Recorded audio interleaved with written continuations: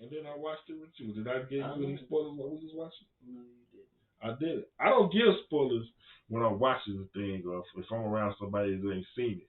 That's why I say, if you spoiling this episode or if you don't spoiling this episode at this point, I don't know what you're doing. I'm putting spoiler all over it. I'll make sure everybody know that this is a spoiler review. Okay?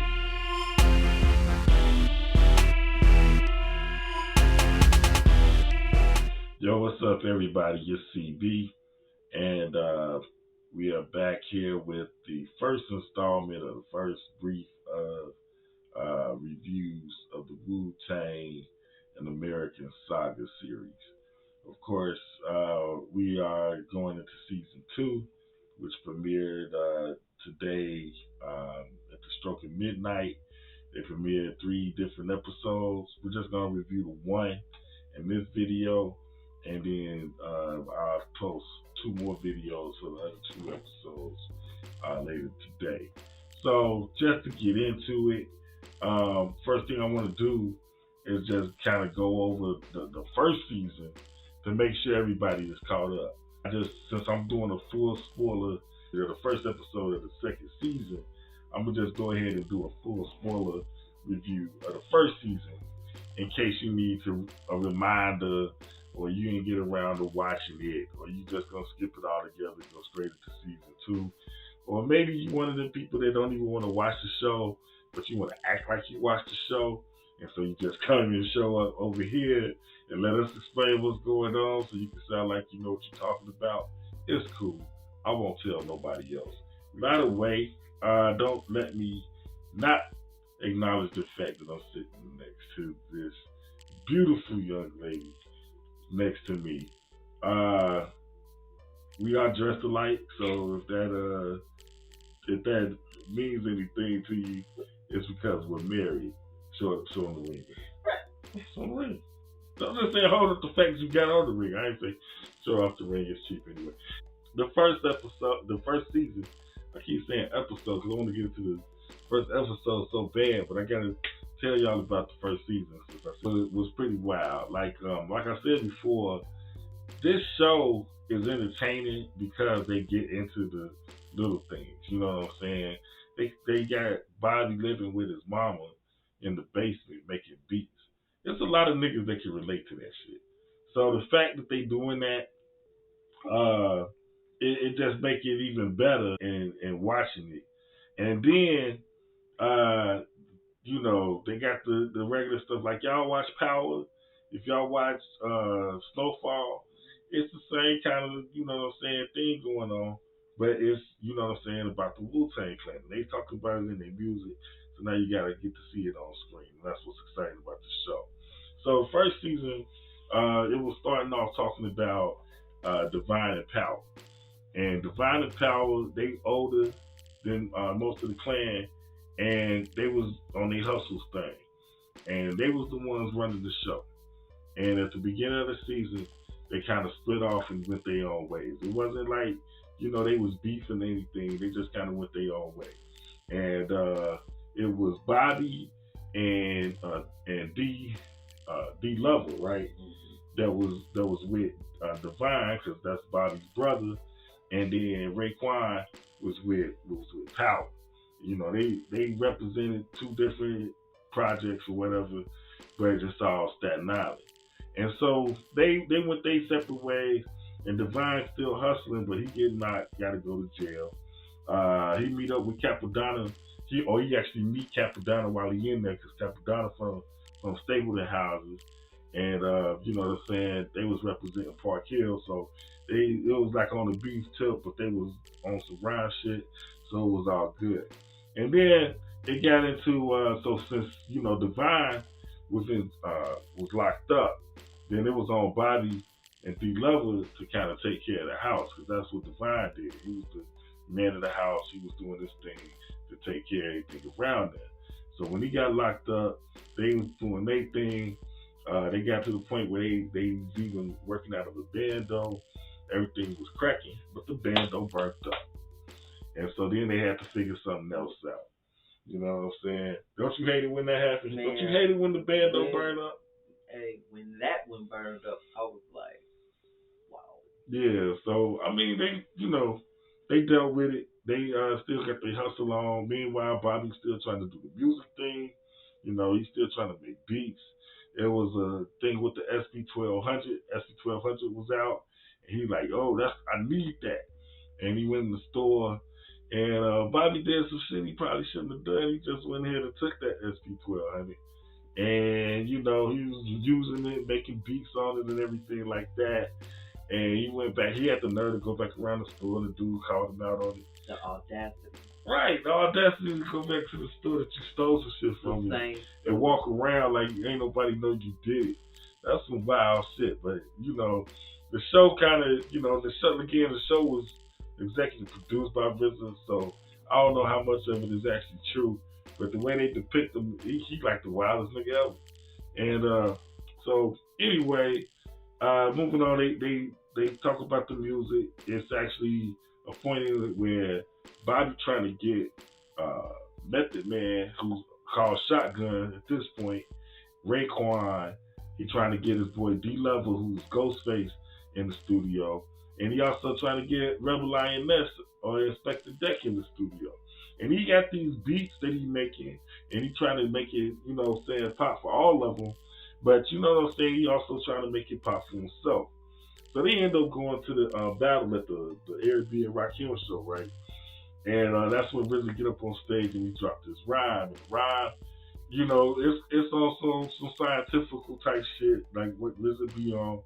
And it ended up talking about how, he was the one that fertilized the egg.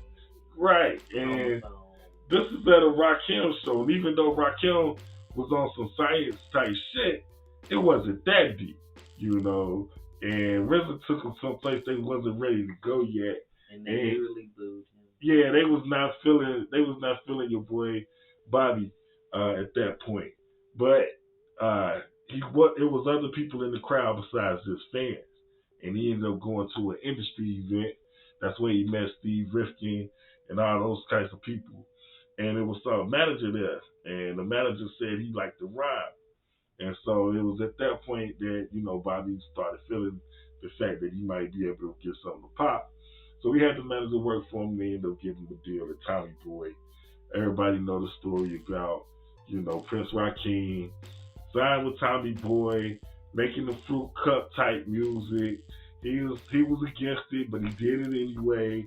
And that was the way it was back then for the industry. Like, the record company tell you, like, yeah, we want you to be in the video with a bunch of girls and do this thing, even though you a grimy nigga from the project.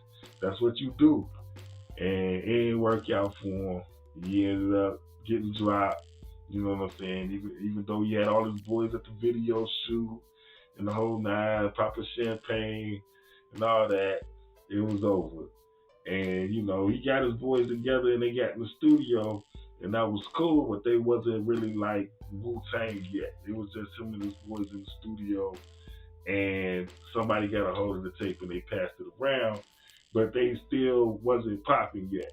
And it make matters worse, a nigga come and rob him for his tapes. Nigga came and robbed Bobby for all his beef tapes. Like, they called a nigga Attila. That's how you know he was crazy. Because they nigga called this nigga Attila.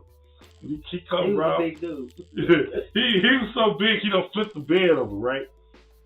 And this is all in the recap, so y'all see that too. But he was like, yeah, let me get 50,000, you know what I'm saying, for these tapes. And he trying to tell him, like, I ain't even come away with that much, you know what I'm saying? Like, you tripping. And he you know what I'm saying, it wasn't going down, so Attila was holding this shit ransom, and him and D-Lovin came up with a plan to drive him for the tapes and get him back. So they lured him into the trap, you know what I'm saying, he fell for it. But at the same time, Bobby's sister is showing up on the scene because her and D-Lovin got a romance going on, secret romance, on the low romance, and she pregnant. So all this shit going on at the same time. They trying to rob and tell it. Then this nigga in the middle of them trying to right, rob. You need two niggas to get this dude to tell it. She pops and up. She pops up. It's bad enough that she pops up. Oh my God. She shouldn't have been there. It was but the then worst. when she pops up, she says that She pregnant. What the fuck? Right. And so, anyway, they popped this nigga, you know what I'm saying? They ain't kill him, but they popped this nigga in the end. They jumped in the bus, and they all head to Ohio with his mom. And that's where they end the first season. So, Always the mama's house. I always got to go back to mama's house every single time. I'm telling you. So anyway, that brings us into season 2. And in the first episode of season 2, they leave us off right where we ended in season 1. They in Ohio, you know what I'm saying? They start off showing some of the locals in Ohio playing lottery at the liquor store and all that. And they end up going to this party. Well, the party that they went to ended up being Bobby's party. He there with his girl, you know what I'm saying? He got some cat he hanging with we ain't never seen before. It was at her house though, right? Nah, that was at the house they was hustling out of. And we'll get into, you know what I'm saying, who owned that house and how that house get run in a second. But they at this party, and you know what I'm saying, Bobby dissing the DJ because he from New York. That's how New York niggas do it. And you know what I'm saying, but they had the situation. The situation was the cats from the liquor store. They was a crew that was run by his girl's ex. So they show up and she telling Bobby, yo, there go my ex, you know. And it's probably kind of like they already knew who it was, but they showed up at the party. I ain't never understood why do niggas show up at the party with niggas they got beef with. That's like a challenge, ain't it? Is that a challenge? I don't know, but why? Why do they show up? If I know I got beef with you and you show up to my crib, guess what? It's on site. That's what they get. That's one of them new terms I like. On site. Because as soon as I see you, like you said, I guess it's a challenge. Anyway, yeah. That's neither here nor there. So what we get? So what's happening now is they up in the party. You know, and like I said, it was a challenge because he came to him and was like, yeah, we got, you know, he checking on this girl, but what he really checking on is the nigga. And then the nigga tell him, you know what I'm saying, you got it confused, that's my girl, this my town. They go back and forth. He up strapped, and now Bobby got to knock him out. And that was on some, I don't know, you know what I'm saying, is that how that went down? I don't know. It sure didn't look good, though. So, you know what I'm saying, he knocked your boy out, took his pistol. Dropping all on the floor, yeah. He knocked him on the ground, took his pistol. And then you know his boy, he thought he had, you know, the guy thought him and his boys was catching Bobby by surprise, but then Bobby, you know, he looked up and all his people was jumped out. D-Level jumped out the back. We ain't even seen him yet in the whole show. So the first time we see D-Level in this first episode, he up his strap on the guy. So that's how that ended. Bobby took everybody home from the party. And, you know, he took his girl home. But then old boy, of course, know where old girl lives. So what he do, he shows up. And they don't really go at it again. But what he do? He tell him he gonna do what? I'm gonna send you home in a body bag. Did you say a body bag or a box? They say they gonna, they say they're gonna send him home in a box, right? They're gonna send him home in a box. So what you think he gonna do? Now, this is the part. You already know he took your pistol. So why you gonna go and challenge him? And you know he got your pistol. You ain't got no pistol. He got it. Because they showed him put his foot on it. Oh my God. It's I mean, I get it. I mean, you know, you gotta have a drama, but he was asking for it. And so they fast forward, they don't show what actually happened. They just show him, tell him they're gonna send him home. Then they fast forward, Bobby trying to get all this shit and read. His mom tell him, nah, what's going on? What your son did now? And he tell her what happened. And she like, well, you gonna have to turn yourself in. And he thinks she tripping. Like, what? Right, you know, because I think my mama tripping too. I done got away with shooting the nigga already. You know what I'm saying? He ain't dead. But he's talking to the police. So she's like, you might as well just go ahead and turn yourself in. And he do. And he in jail. And, you know, they try to get him a lawyer. The lawyer You know, he think he a hot shot. He come in like show me his room. You know, he looked through his records and everything, and you kind of feel like that's what's gonna get him out the situation is his music, right? And so the lawyer go and meet Bobby, and Bobby ain't got a whole lot of nice words for him. They did kind of make it seem like, oh, I went to his music stack, and now I know what type of guy he is.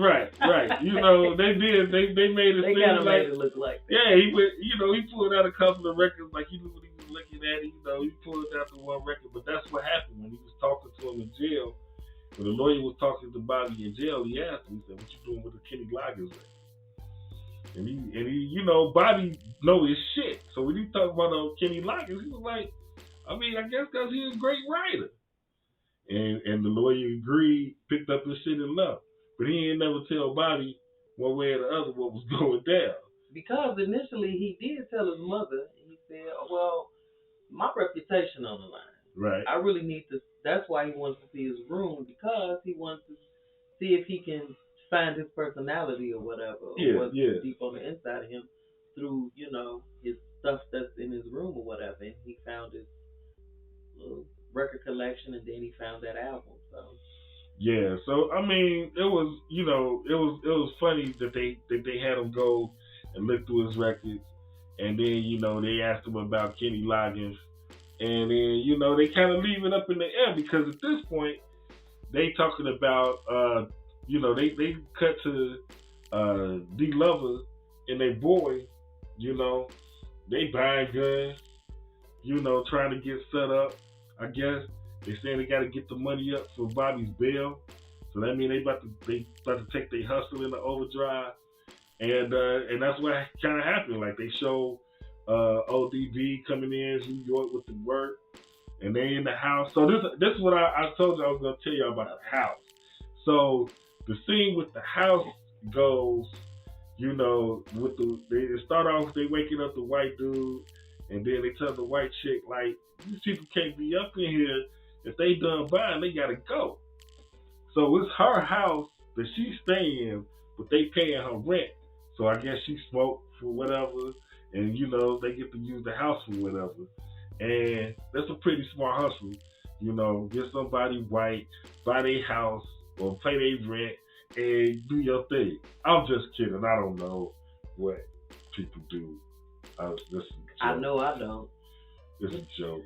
Oh, gosh. All right. Anyway, so that's what's going on with the house, and then of course, by the time that you know they get the money up for the bail, they packing it up, and then it's a knock at the door because these niggas been hating, and they see that even though Bobby in jail, that the crew's still getting money, so they try to put an end to it. So of course it's them at the door. And the thing about it is that they go in there strapped. They just got strapped. It's a shootout. You know what I'm saying? But they didn't come in with their guns out. Why not? I don't get like you came to this nigga's door. I'm gonna tell you this. It's the way that they tell this story is that Wu-Tang probably would never have happened if they didn't run into all these dumb niggas in the process. Because they was hustling, but they was like, if they came to that door like that. And first off, they knocked way too many times, first off. But then what did they come there for? Did they come there to rob them? Did they come there to kill them? What? If so, why didn't they have their guns up or out? I think they thought it was gonna be cake. I think they thought they was just gonna, you know what I'm saying, run up in there and take them by surprise, and that was gonna be it. They must not have been expecting the guns, because when Wise came out, they was like, oh, we didn't even know it was another dude up in here. And I'm like, they got to be smarter than that. Anyway, moving forward. So anyway, that scene end with a gun pointed in D Lover's face, and they didn't show it, but the gun went off. You know what I'm saying? The next thing they showing his body in jail. They tell him his boy got hit. They kind of, you know what I'm saying, leave that alone until they go to the hospital. Now, I want you to talk about the hospital scene because that's Star Your Girl, and I just want you to talk about the way the hospital scene went because to me it was hilarious. But you go ahead. But well, they get to the hospital, and of course, everybody is frantic or whatever in the hospital. She's trying to get information. She's trying to get information or whatever, and all she want to know is he okay? Is he okay or whatever? And of course, the nurse is sitting there. You're not family. I'm not. I'm not telling you shit. She like, well, I'm pregnant. I'm about to have this baby. You married? She like, what does it matter? So my girl Erica walks in, and she's trying to get the same information. Like, move back, baby. Let me handle this. You know how most of us moms think we can. And still, the nurse still giving her attitude or whatever the case may be. Well, her baby girl is about 9 months plus pregnant. And right on time, what happens? That ye old grandbaby come to save the fucking day. So she go into labor, and now Erica like, excuse me, bitch, can we get a doctor over here for my child? And by the way, how is my boy doing in the back? Anyway. So yeah, so you know what I'm saying? It's pretty cool that they got a chance to have a baby in the same hospital. You know what I'm saying? Where he laid up at. But that's where they came. You know, they came and they showed that he was good. The baby woke. You know, he woke up to the baby, and then Pops went. What's his name? Ain't it Jerome? He went to jail to see Bobby and told him all the good news. Told him how they had the money and they was ready to bail him out, pay for the lawyer, and do the whole nine. And then Bobby walked off on him. Bobby said, "Nah, man, fuck that, y'all do y'all thing. I'm done messing this family up." But it showed to me. It showed something. It showed. He said he was like, "Hey, you put the house up for this. Y'all got the bail money. Y'all got a lawyer, and y'all did this, that, and the other for me. If something happens, then y'all gonna lose all of that. So I don't wanna fuck this up. So no, I'm not getting out, and I'm not taking a lawyer."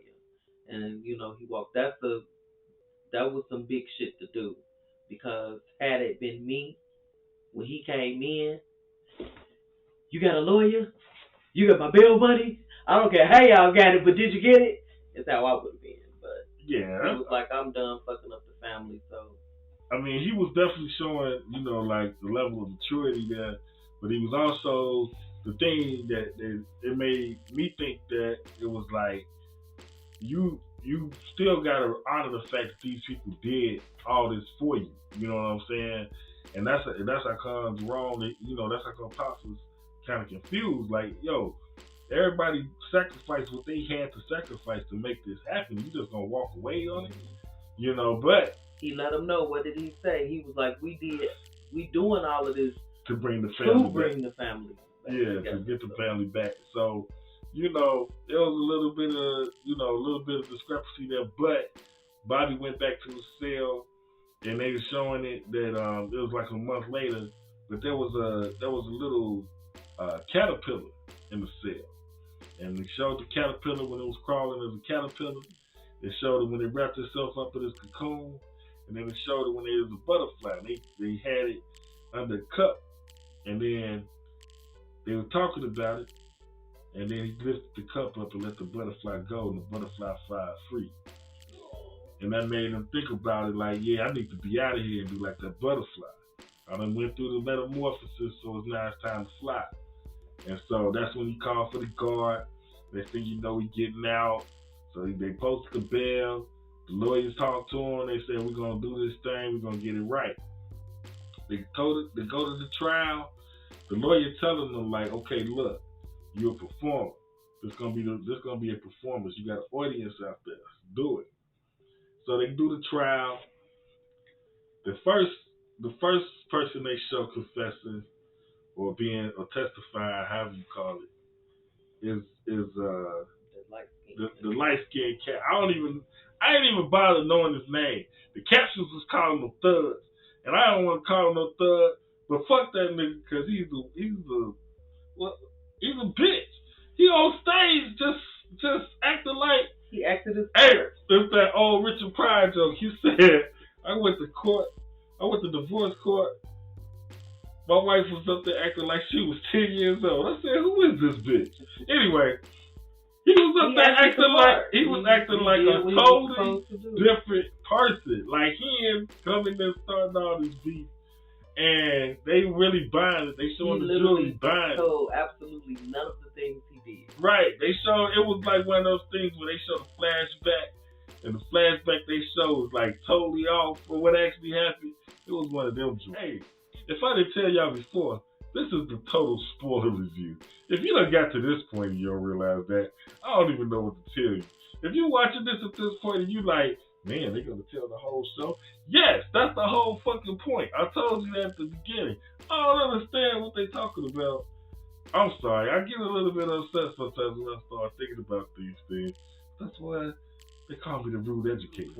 So they get on trial. They get Bobby on to testify. He gets up there, and like I said, the lawyer told him it was like a performance. So he gets up there and starts flashing back to his rap battle. And how he was up there talking about the egg getting fertilized and how he got booed. And then, right, and then they showing everybody in the courtroom that's supposed to be on his team. They looking a little bit disappointed, like those people was booing him. It was kind of funny, but then he did something that was real stupid when he asked the judge, "Can I get a recess?" That was hilarious. That was classic. You ain't qualified to ask me for a recess. And that was classic because anybody that ever watched court drama knows that the witness can't ask for a recess, but he didn't know that, and that made it even more sweeter when he told his story. He told his story, and they showed what he was saying, but the audio was him spitting a rhyme. And even though I don't like the way the actor be spitting, what he was saying was real. So I was real satisfied with that moment because of the, they showing the images of his story, but then they giving this rhyme that he's thinking in his head maybe, or he's thinking about how it was a performance or what have you. But it's kind of like a mix of the music and the drama that was going on.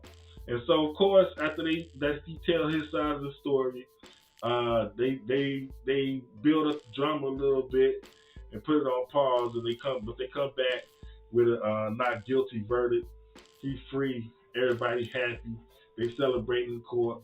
Bitch ass nigga over there with a frown on his face. I love it. I give an episode. Let's see, out of 5. I give it a 4 out of 5, and that's pretty good for a first episode because they ain't gonna get right into it in the first episode. They gotta build up the drama. They gotta build up, what's they challenge this season. So far, it's keeping this nigga Bobby out of jail. If he can do that, then maybe they can get somewhere. Cause when we get into episode 2, we'll talk more about that. But we're gonna keep Bobby out of jail. And hey, we're gonna get on to this next episode. Any words you want to talk about? I'm ready for the next episode. You've seen it all. Well, I ain't seen all of it. I've seen a little bit of it. I'm gonna watch it and I'm gonna make another video. You didn't tell me you saw the first episode. What's that? I said you didn't even tell me. I love you, baby. I love you. All right, I'll holler at y'all next time. Peace.